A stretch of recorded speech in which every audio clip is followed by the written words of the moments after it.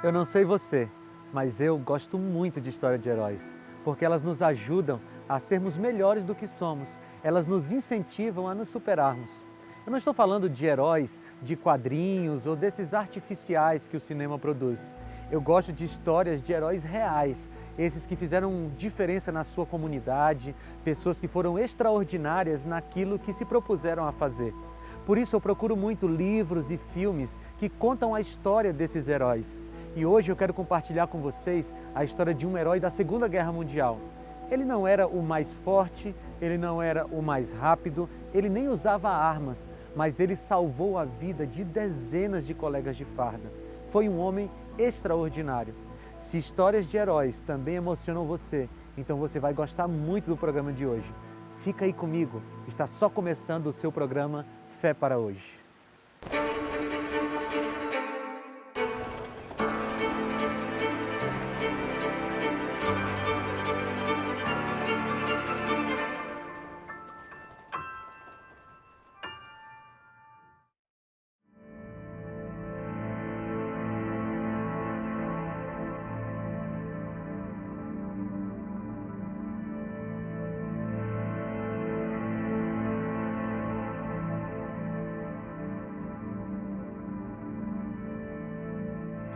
As décadas de 30 e 40 do século XX foram muito tensas para a humanidade. O mundo mal havia se recuperado da Primeira Guerra Mundial, de 1914 a 1918, e os países já estavam em tensão, quase em guerra, ali no final da década de 30.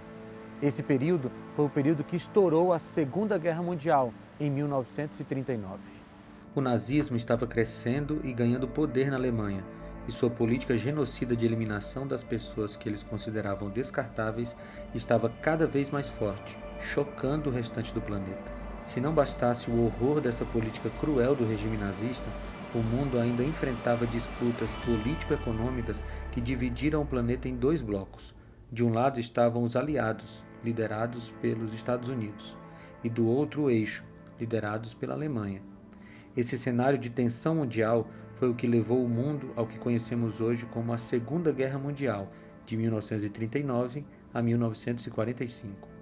Milhões de pessoas perderam a vida por causa dos horrores daquela guerra. Muitas famílias tiveram que chorar a perda de pais, filhos, esposos, maridos, tios. Muitos e muitos civis e militares tiveram a vida interrompida naquele período como consequência direta da guerra. Naquele cenário de terror, surgiram muitas histórias emocionantes de heróis que salvaram pessoas. Alguns desses heróis tiveram suas histórias divulgadas, enquanto outros permanecerão no anonimato. Quero compartilhar um pouco da história de Desmond Doss, soldado do Departamento Médico da 77ª Divisão de Infantaria do Exército dos Estados Unidos. Ele era um soldado temente a Deus e havia decidido desde cedo colocar os princípios bíblicos como parâmetros para as suas decisões pessoais. Ele decidiu se alistar no exército porque queria contribuir com seu país naquele momento tão delicado, mas entendia que não deveria portar armas e queria trabalhar no departamento médico do exército. Logo nos primeiros dias de treinamento no quartel, Doss enfrentou suas primeiras provas. Os seus superiores queriam obrigá-lo a fazer uso de armas de fogo. Mas de acordo com as suas convicções pessoais, Doss se manteve firme. Depois de muitas lutas internas e institucionais, Doss conseguiu ser remanejado para o corpo médico do Exército, onde poderia exercer sua obrigação patriota sem ferir as convicções da sua fé. Por causa dos seus feitos corajosos, ele ganhou o respeito dos seus companheiros de guerra e depois do seu país inteiro. Sua história é tão impressionante que virou livro e filme.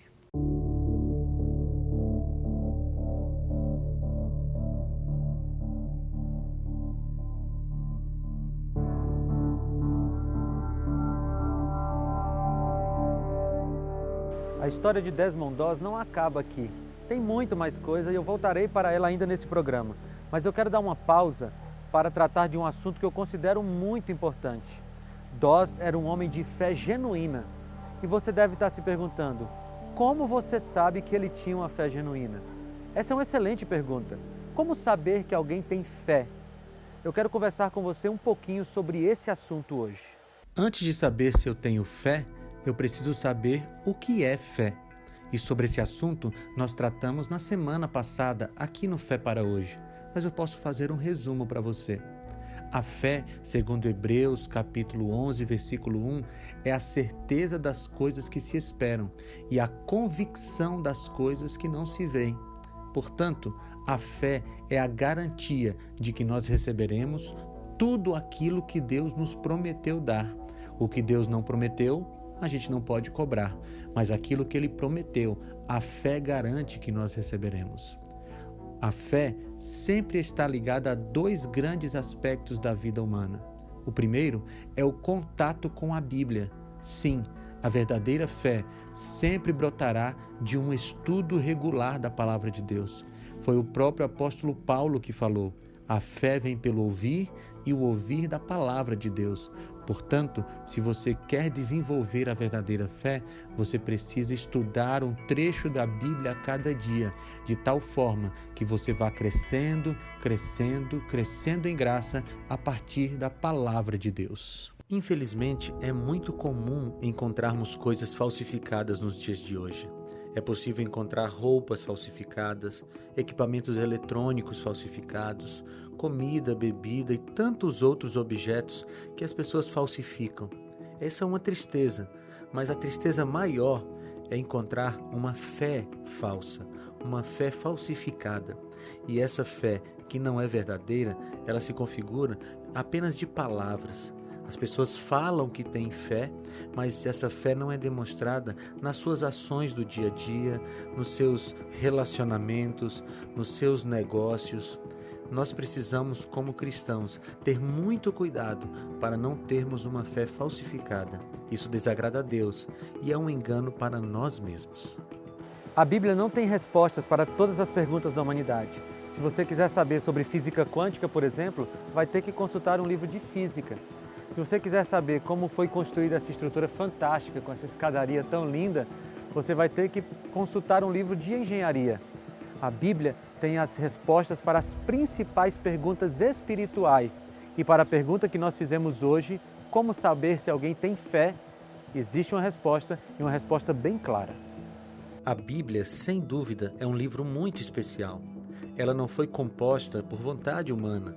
Ela foi composta a partir da inspiração do Espírito Santo sobre a mente dos profetas.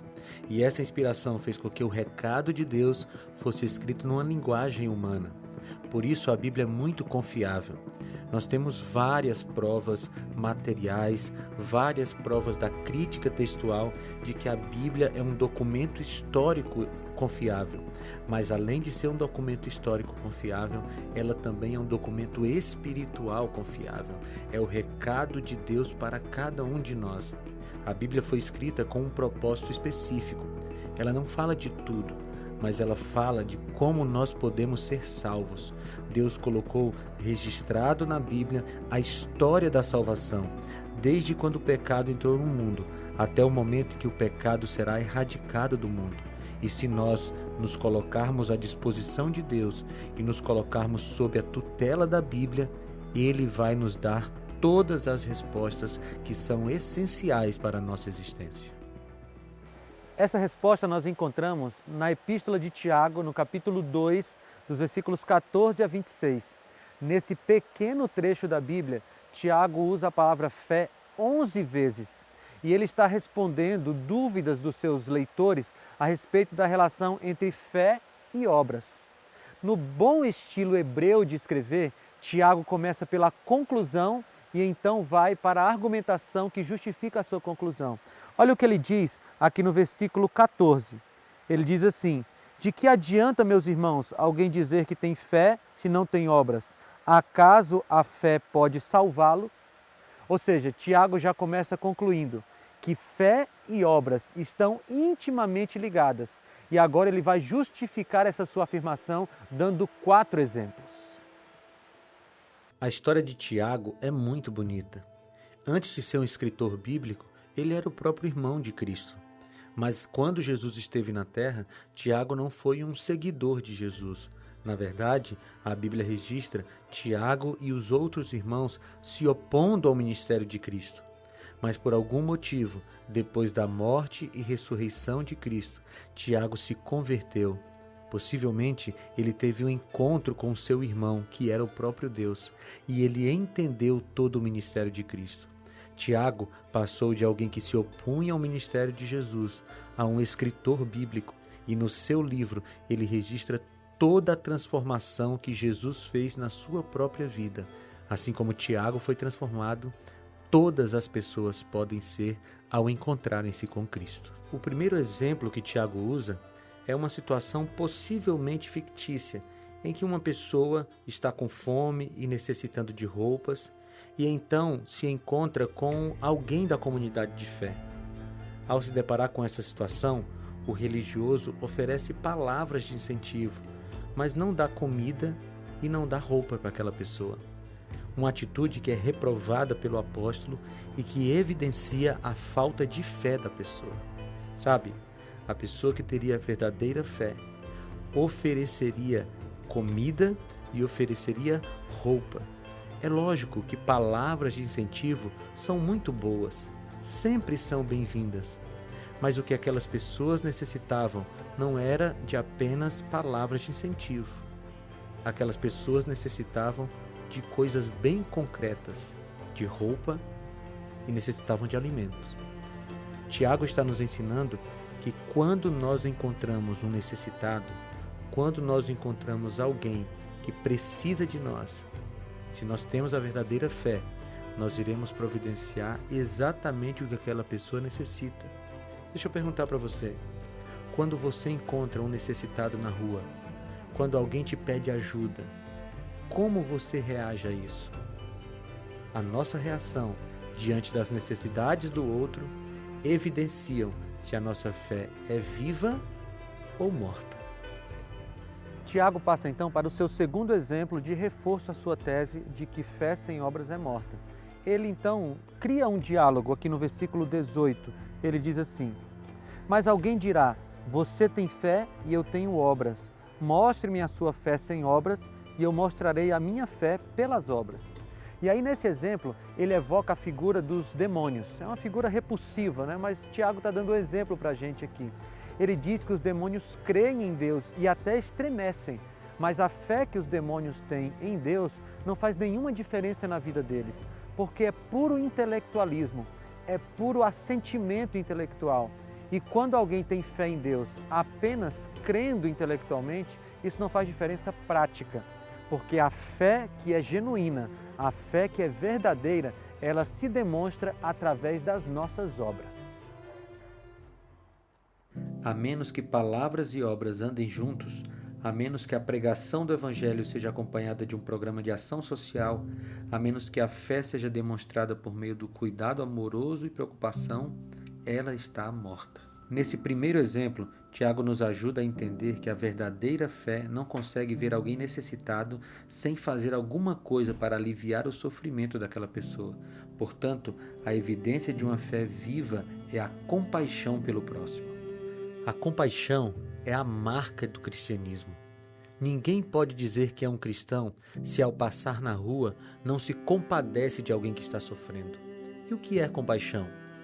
Compaixão é sentir a dor do outro, é ter a mesma sensação que o outro ou colocar-se no lugar do outro. Sabe, os cristãos precisam olhar para aquelas pessoas que sofrem e se colocar no lugar delas e tratá-las como gostariam de ser tratados. O nosso grande exemplo é Cristo. Ele teve compaixão dos sofredores, ele teve compaixão dos pecadores. É tanto que ele se colocou no lugar dos pecadores para pagar o preço que todos nós deveríamos pagar, para que pudéssemos receber a recompensa que só ele merecia.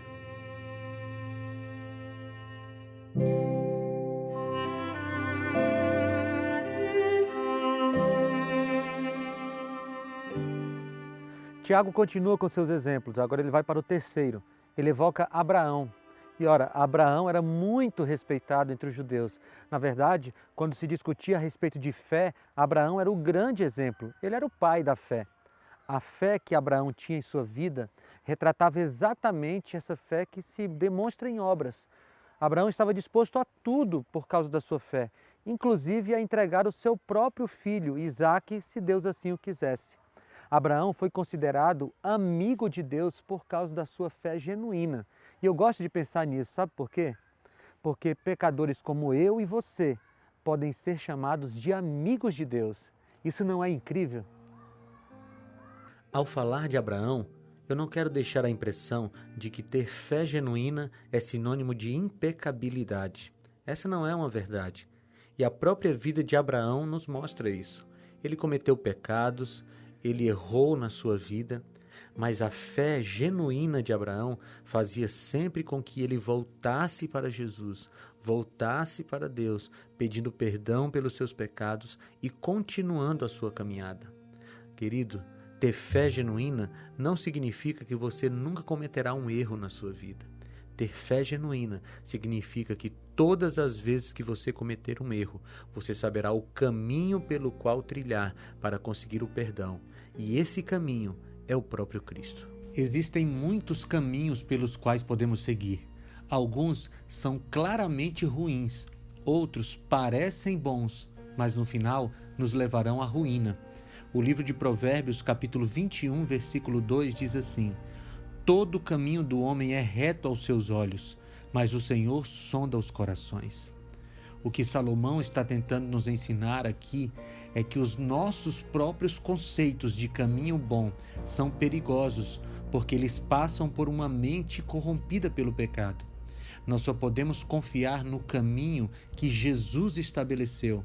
A definição de caminho tranquilo, de caminho seguro, vem do próprio Deus. E essa definição está em João, capítulo 14, versículo 6, que diz assim: eu sou o caminho, a verdade e a vida. Ninguém vem ao Pai senão por mim.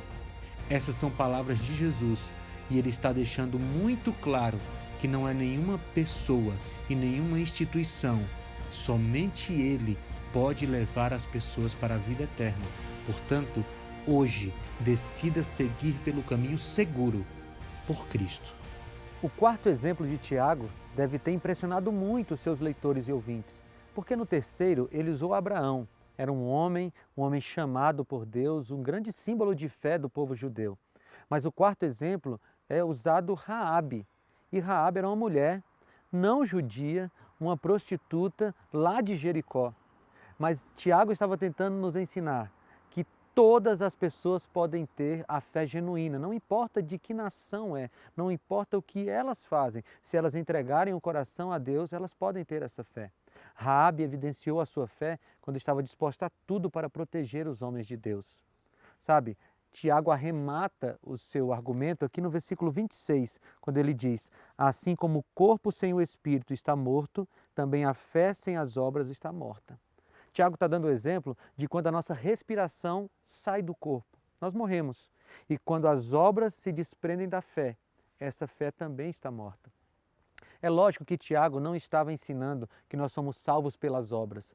Todos os autores bíblicos ensinam que nós somos salvos pela graça de Deus mediante a fé. O que Tiago estava fazendo era nos ensinando e enfatizando que a fé sem as obras é morta, não existe. Assim como o motor produz potência porque uma corrente elétrica passa por ele, assim também o cristão produz boas obras porque é movido pela verdadeira fé. Certa vez escreveram na porta de um hospício: nem todos os que estão são e nem todos os que são estão. Você deve ter entendido a frase, né? Nem todos que estavam ali naquele hospício eram loucos e nem todos que eram loucos estavam naquele hospício. Essa frase me fez pensar sobre a igreja e essa questão da fé, porque nem todos que estão na igreja têm a genuína fé e nem todos que têm a genuína fé necessariamente estão na igreja. Jesus falou um pouco sobre isso num discurso para os discípulos. Eu quero ler para vocês um trecho.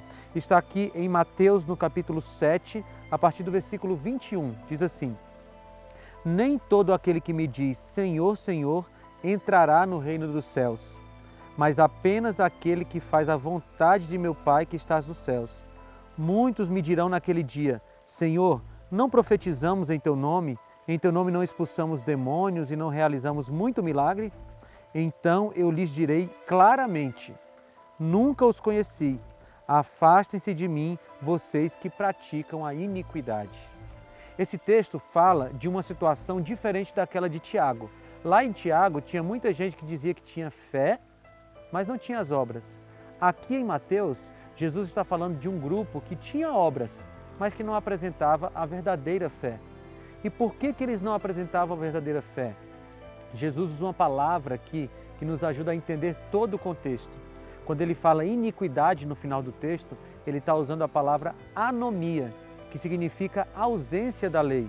Ou seja, essas pessoas até diziam que tinham fé, mas elas não respeitavam a lei, elas não obedeciam à lei de Deus.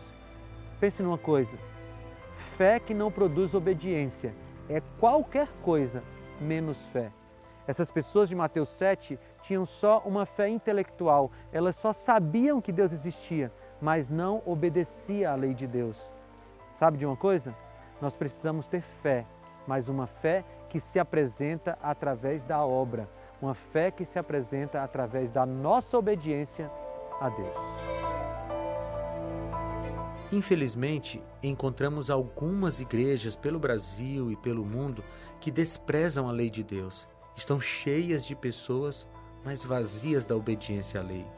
A lei é importante, ela não serve para nos salvar, mas ela é uma representação do caráter de Deus e por isso ela precisa ser obedecida.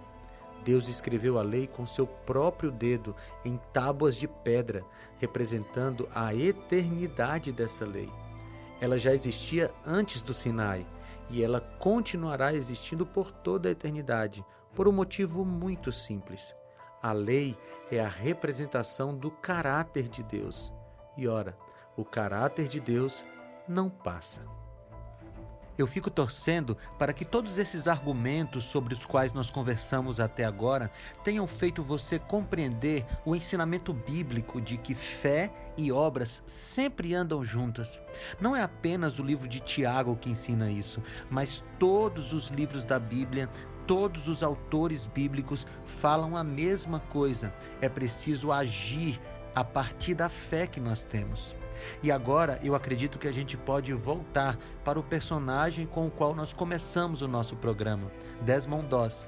Você percebeu que na vida dele o conceito de fé genuína se encaixa perfeitamente? Ele tinha fé e ele tinha uma fé verdadeira porque ele demonstrava esse sentimento, ele demonstrava essa fé através das ações de justiça e misericórdia. Em uma das cenas da sua vida, Doss está numa batalha dura na qual o exército norte-americano tenta dominar uma encosta em Okinawa. Muitos soldados se ferem com as bombas, granadas e tiros vindos do exército inimigo. Em poucos segundos, dezenas de colegas de farda estão no chão precisando de ajuda. Tente imaginar aquela cena. Desmond Doss estava no meio de uma chuva de balas. Ele estava lutando contra o exército japonês. Na verdade, o exército americano lutava contra o japonês. Doss estava ali para salvar vidas. E mesmo quando o exército recuou e desceu a encosta, Doss continuou ali no campo de batalha para salvar os seus colegas. Tinha muita gente ferida naquele chão. E ele pegava um ferido, tratava a ferida inicialmente e descia aquela pessoa pela corda até chegar perto do exército americano. Ele fez isso várias e várias vezes durante a noite, até que as suas mãos ficaram em carne viva. Sabe de uma coisa? Tinha uma frase, uma oração que Doss fez durante toda aquela noite. Ele dizia assim: Senhor, deixa eu salvar só mais um. Senhor, me ajuda a salvar só mais um. E com essa oração ele foi salvando 1, 2, dezenas de companheiros naquela noite. Doss demonstrou a verdadeira fé, porque ele teve ações de justiça e misericórdia. Naquela noite, muitas pessoas foram salvas, literalmente salvas, porque Doss tinha uma fé genuína e ele demonstrou no campo de batalha. Desmond Doss não foi apenas um herói da Segunda Guerra Mundial. Ele também foi um herói da fé. Ele poderia muito bem estar na galeria dos heróis da fé. Mas não apenas ele.